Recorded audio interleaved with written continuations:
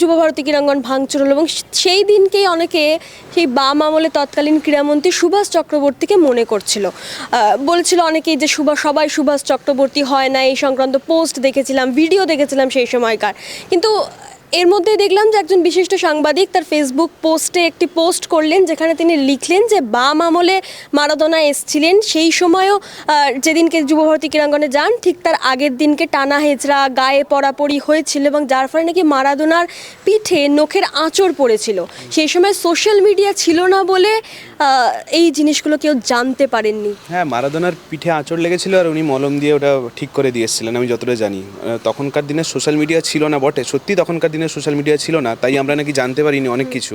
আচ্ছা, যখন দেশ আমাদের স্বাধীন হয়েছিল তখন তো সোশ্যাল মিডিয়া ছিল না, তাই বলে কি আমরা নেতাজির অবদান জানি না? তাই বলে কি আমরা গান্ধীজির অবদান জানি না? আমি জানি না এই সোশ্যাল মিডিয়া ছিল না বলে উনি বারবার এইটা খুব মানে উনি বলুন, তৃণমূলের লোকেরা বলে, তৃণমূলের লোকেরা যা বলে, মৌপিয়া নন্দী যে সাংবাদিকের কথা বললে উনি একই কথাই বলেন রিসেন্ট কিছু দিনে আমরা দেখছি। আচ্ছা, হয়তো উনি কখনো বলবেন, আমি জানি না কখনো উনি বলে ফেলবেন কি না, যে আমার বাবা মাউন্ট ব্যাটেন আর গান্ধীজির সাথে একসাথে মিটিং করিয়ে দিয়েছিলেন, তখন সোশ্যাল মিডিয়া ছিল না বলে আমরা জানতে পারি না। তবে একটা জিনিস সত্যি, এখন সোশ্যাল মিডিয়া আছে বলে, এটাও একটা সত্যি কথা, এখন সোশ্যাল মিডিয়া আছে বলে মৌপিয়া নন্দী যে সাংবাদিক নন, উনি একজন সাধারণ অ্যাঙ্কার, আর 10টা অ্যাঙ্কারের মতো, সারেগামাপার অ্যাঙ্কারের মতো, ডান্স বাংলা ড্যান্সের অ্যাঙ্কারের মতো উনি যে একজন সাধারণ অ্যাঙ্কার, সেটা অন্তত মানুষ বুঝেছিল। তখন যখন সোশ্যাল মিডিয়া ছিল না, মানুষ সত্যি করে ভাবতে হয়তো সুমনদের মতো লেভেলের যারা সাংবাদিকরা ছিলেন তাদের লেভেলে ওনাকে বসাতেন। কিন্তু এখনকার দিনে সোশ্যাল মিডিয়া থাকার পরে মানুষ কিন্তু বুঝেছেন উনি কত বড় জালি একটা মহিলা। এবং আমি বলছি যে সোশ্যাল মিডিয়া না হয় ছিল না, এবং তিনি ওখানে লিখেছিলেন যে সেই সময় যারা সাংবাদিক সেখানে ছিলেন তারা প্রত্যক্ষদর্শী ছিলেন সেই সময়। তাহলে তো মৌপিয়া নন্দী বা এই বিশিষ্ট সাংবাদিক তিনিও দেখেছিলেন, তাহলে তিনি এটাকে নিয়ে কেন খবর করলেন? সেটাই তো ব্যাপার। আমি বলছি এই জিনিসগুলো কুণাল ঘোষরা বলছেন, কারণ দেখুন সবাই সুভাষ চক্রবর্তী হয় না, এটা তো দীপশিতা ধররা বলছেন, শতরূপ ঘোষরা বলছেন, সায়ন ব্যানার্জিরা বলছেন, সৃজন ভট্টাচার্যরা বলছেন, একটা সিপিএমের নেতারা বলছেন, তাকে কাউন্টার করছে কুণাল ঘোষের মতো নেতারা, তরুণজ্যোতি তিওয়ারির মতো নেতারা। কিন্তু ওদের সুরে সুর মিলাচ্ছে একজন সোকল্ড সাংবাদিক, কেন উনি করছেন ওটা উনি বলতে পারবেন রিসেন্ট কিছু দিনে। কি অরূপ বিশ্বাসের ত্রুটি থাকতে বা শতরূপ দত্তের ত্রুটি থাকতে? ওটা তো তৃণমূল করছিল এতদিন, তো আমরা জানতাম ত্রুটিটা শুধু তৃণমূল ঢাকছিল। এবারে কেন মৌপিয়া নন্দী হঠাৎ নেমে পড়েছেন ত্রুটি থাকতে, কী কারণে, কিছু পেয়েছেন কিনা ওনার কাছ থেকে আমার একটু জানার মানে খুব ইচ্ছা আছে। তবে অনেক কিছু শুনেছিলাম তৃণমূল আর তাকে নিয়ে, অনেক কিছু শুনেছিলাম, আজ অব্দি কখনো বলিনি, এগুলো আমি জানি না সত্যিও কিনা। তবে একজন বিশিষ্ট সাংবাদিক, সত্যি করে সাংবাদিক, ওই মৌপিয়া নন্দীর মতো ধরিবার সাংবাদিক নয়, সত্যি করে সাংবাদিক, তিনি একবার আমাকে বলেছিলেন উনি জি 24 ঘন্টায় থাকাকালীন উনি এমন কিছু ইনফরমেশান, এই রাজ্যের যে দ্বিতীয় খুব পাওয়ারফুল যে ব্যক্তি হয়, আমি নাম নিচ্ছি না ওনার, দ্বিতীয় যে পাওয়ারফুল ব্যক্তি, তাকে নাকি খুব লিক করতেন, ওনার হাউস পলিসি কী মিটিংয়ে কী উঠে আসছে সব তথ্য লিক করতেন। এবং এইটা 24 ঘন্টা জানার পরে 24 ঘন্টার নোটিশে ওকে লাত মেরে বের করে দিয়েছিল ওই চ্যানেলটা।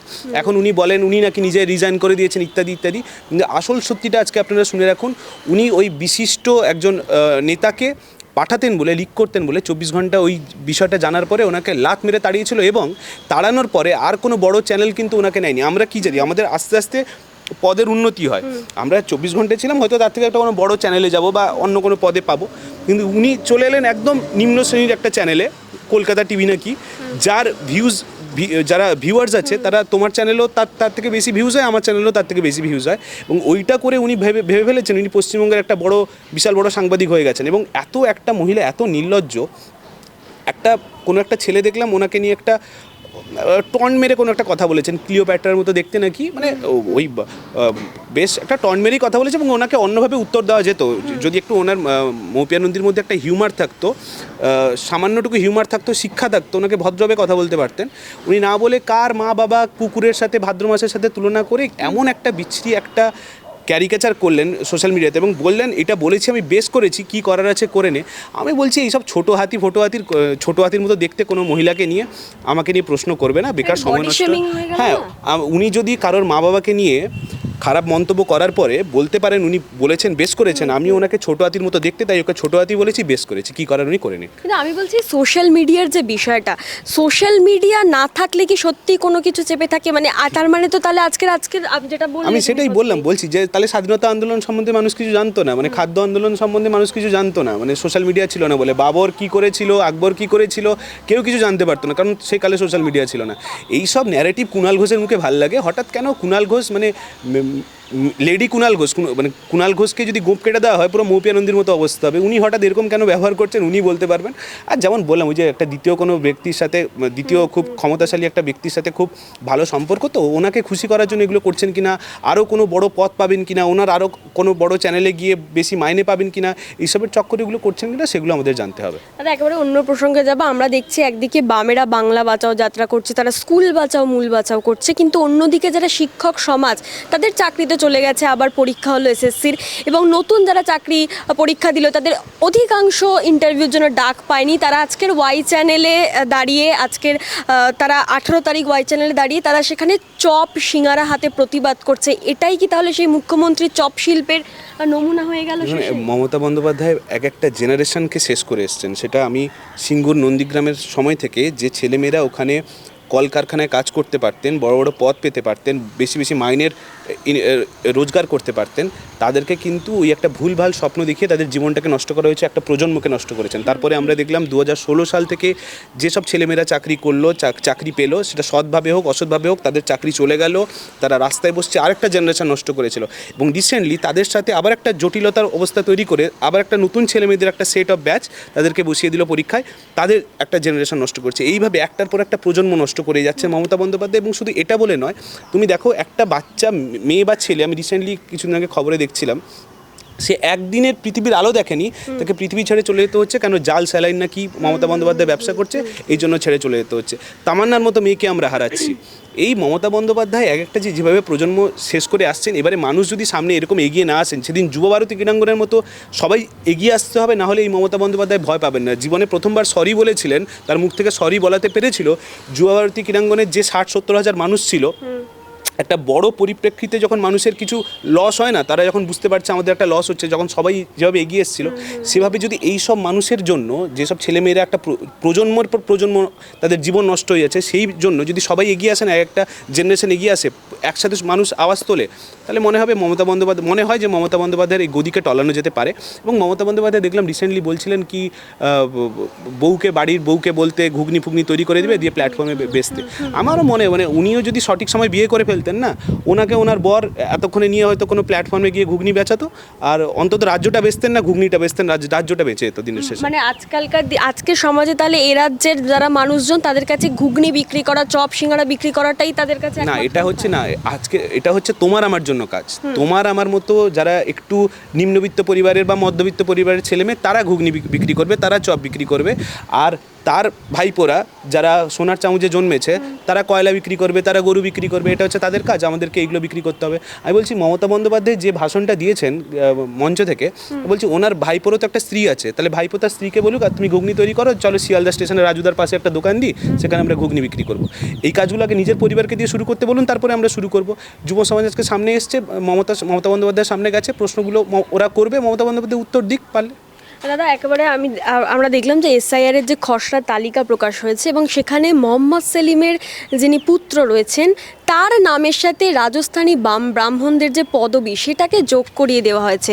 অর্থাৎ কোথাও গিয়ে তাহলে তো এসআইআর এর যে ভুল ত্রুটি হয়েছে, সেটা তো মানে এখান থেকে প্রমাণিত। তারপরেও এত কিছু দিনের শেষে ওরা প্রথম দিন থেকে বলে আসা হচ্ছিল, যখন আমরা বিহারের মতো জায়গা থেকে দেখলাম যে এত ভুল ত্রুটি হয়েছে, জীবিত মানুষকে মৃত ঘোষণা করে দেওয়া, সুপ্রিম কোর্টে যাওয়া ইত্যাদি যে ঘটনাগুলো ঘটেছে, এটা 100% যে নিখুঁত হবে তাও বলা যায় না। সব একটা প্রক্রিয়া 100% নিখুঁত হবে না, তাও চেষ্টা করা যাক। আমরাও পাশে আছি, যে আমরাও সরকারের সাথে থাকবো এই বিষয়ে, যে যতটা সম্ভব ত্রুটি মুক্ত করা যায় জিনিসটাকে, এবং তার ফলে যে যারা ন্যায্য ভোটার তারা যেন ভোট দিতে পারে। আমাদের শুধু এইটুকু দাবি, ন্যায্য ভোটাররা ভোট দিক, এবং দিনের শেষে এতদিন ধরে আমরা যেটা বলে আসছি, মৃত ভোটারকে বার করতে হবে। ওই পশ্চিমবঙ্গে যারা এখনও ভোট দিয়ে যাচ্ছে মৃত ভোটারের নামে, তাদেরকে বের করতে হবে। সেই প্রক্রিয়া যদি সুষ্ঠুভাবে করতে পারে, তাহলে আমরা ওয়েলকাম করছি জিনিসটা। এখনো তো কোথাও গিয়ে সেই 1 কোটি রোহিঙ্গাকে দেখতে পেলাম সে তো শুভেন্দু অধিকারী উত্তর দেবে, 1 কোটি রোহিঙ্গা, 1.5 কোটি রোহিঙ্গা ইত্যাদি ইত্যাদি। এবং শুভেন্দু অধিকারী শুধু আজকে বলে না, দেখো আজ 2021 না 22 সালে উনি বলেছিলেন, 3টে ডেট দিয়েছিলেন, ডিসেম্বরের 12, 14 আর 20 খুব সম্ভবত।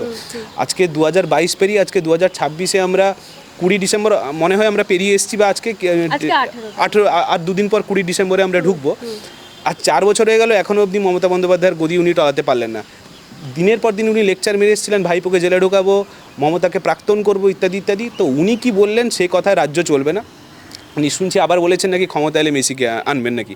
উনি ক্ষমতায়ও আসবেন না, উনি জানেন ওনাকে ক্ষমতায় কেউ আনবে না, ওনাকে মেসিকেও আনতে হবে না, তাই প্রতিশ্রুতি দেওয়া যায়, এরকম ভাষণ দেওয়া যায়, এই ভাষণে কিছু হয় না। দিনের শেষে যে এসআইআরে কি লিস্ট আসছে দেখুক, তারপরে তো কোর্টে আমরা মানে নিশ্চয়ই যদি কোনো ন্যায্য ভোটার বাইরে চলে যায় তাকে তো কোর্টে নিয়ে গিয়ে তাকে যোগ্য সম্মানটুকু দেওয়া উচিত। তো আমি শেষ একটাই বিষয় নিয়ে কথা বলবো, এই যে শুভেন্দু অধিকারী যখন 1-1.5 কোটি রোহিঙ্গার কথা বলতো, তখন তিনি আরেকটা কথা বলতেন যে হিন্দুদের কোনো সমস্যা হবে না, বিশেষ করে মতুয়া যারা তারা তাদের কাছে ভোটার কার্ড থাকুক না থাকুক, তাদের 2002 এসআই লিস্ট নাম থাক না থাক, তারা যেহেতু শরণার্থী তাই তাদের কিছু হবে না, এই বলে সেখানে দিনের পর দিন ধরে মতুয়া কার্ড দেওয়ার যে প্রক্রিয়া চলেছে, এবং তাদেরকে এটাই বোঝানো হয়েছে যে মতুয়া কার্ড দিয়ে তারা হিন্দুত্বের সার্টিফিকেট পাবে, 100-200 টাকা, গরিব মানুষ যাদের রোজগারই দিনে 300 টাকা। এবার গতকাল আমি যখন সেখানে গেলাম, দেখলাম, তাদের সাথে কথা বললাম, এবং যারা মতুয়া কার্ড করছে তারা নিজেরাই ক্যামেরার সামনে নিজের অজান্তেই বলে দিলেন যে এই মতুয়া কার্ড আসলে এর সাথে এসআইআর এর কোনো সম্পর্ক নেই, এবং এই মতুয়া কার্ড কোনো সরকারি ডকুমেন্টসও না। তার মানে তো সাধারণ মানুষকে বোকা বানাচ্ছে। হ্যাঁ, দিনের শেষে ওটা বিজেপি বুঝতে পারবে, ওটা যখন এসআইআরের ফাইনাল লিস্টটা বেরাবে তখন বুঝতে পারবে ওই যে মুসলিম বলে আসলে যে নিজেদের ভোটারকে কখন অজান্তে বের করে ফেলেছে সেটা দিনের শেষে বুঝতে পারবে। ওটা বিজেপি অপেক্ষা করুক। আর তুমি এখন ট্রেনে বাসে যাও, চাপো না, দেখবে ম্যাক্সিমাম হিন্দুরা যারা বিজেপিকে একসময় ভোট দিতেন তারাই ক্ষিপ্ত হয়ে উঠেছেন যে আমরা এতদিন ধরে ভোট দিচ্ছি আর আমাদের পেছনেই ছুরিটা মারলেন শুভেন্দু অধিকারীরা। এবং মতুয়াদের কথা বলছো, আমিও ওখানে গেছিলাম, তোমাদের চ্যানেলেও গেছিলো কিছুদিন আগে। সেখানে আমাদের শান্তনু ঠাকুরের মতো নেতারা বলছে 2-4টা বাদ যাবে, মানে যাদের ভোটে আপনি কেন্দ্রীয় মন্ত্রী হয়ে যাচ্ছেন, আপনি সেখানে গিয়ে বলছেন 2-4টা নাম বাদ গেলে বাদ যাবে। যে মানুষগুলো লড়াই করে আজকে এই পশ্চিমবঙ্গে আছে বা ভারতবর্ষে আছে, একটা ধর্মীয় লড়াই ও দেশে লড়ে এখানে এসেছিল, তাদেরকে আবার বের করে দেওয়ার চক্রান্ত যারা করে তারা কি সত্যি করে হিন্দুদের ভালো চায় কিনা সেটাও এবারে বুঝতে হবে আমাদের। এবং এলাকায় মানুষ অসুবিধায় পড়লে যে রেল লাইনের পাশে সাধারণ মানুষগুলো যখন তুলে দিচ্ছে, তারা তখনও শান্তনু ঠাকুর তাদেরকে একবারের জন্য দেখতেও যান না। মানে আমরা তো জানি বিজেপি জিনিসটা কি, দলটা কি, ও কারোর কাজে লাগে না, বরং নেতারাই পশ্চিমবঙ্গের কাজ করতে পারবে। আর দিনের শেষে আমরা দেখেছি কি হয়, ভোটের সময় সব বাইরের রাজ্যের ভিন রাজ্যের নেতাদের নিয়ে এসে তাদের সাথে আলোচনায় বসে ভোট করানো কোনো দলকে পশ্চিমবঙ্গের মানুষ বিশ্বাস করবে না এবং করছে না। তারও একটা স্বাভাবিক কারণ আছে, শান্তনু ঠাকুরের মতো নেতাদের, তারা দুদিনে উড়ে আসা কিছু নেতা, তাদেরকে মানুষ বিশ্বাস করবে না। এবং আমি সামনে গিয়ে দেখেছি, আমি আপনার ক্যামেরার সামনে বলছি, মতুয়াদের ওখানে গিয়ে দেখেছি ওরা একটা ফোঁটাও এখন ওই কি নাম শান্তনু ঠাকুর বা ওদের কোনো নেতাদের ভরসা করে না, সুব্রত ঠাকুর, ওদেরকে বিশ্বাস করে না। সেইটুকু আমরা অন্তত সামনে গিয়ে অন্তত বুঝতে পেরেছি। তারপরে শুভেন্দু অধিকারীরা কী বলছেন ওটা আমরা যে ফাইনাল লিস্ট বেরোবে তারপরে দেখা যাবে আসল কটা হিন্দু বেরালো, আসল কটা মুসলিম বেরালো, এবং বিজেপি যে কারণের জন্য এসআইআর করতে বলেছিল সেই কারণে ওরা সাকসেসফুল হয়েছে কিনা সেটাও আমরা দেখবো, একটা সময় বলবে।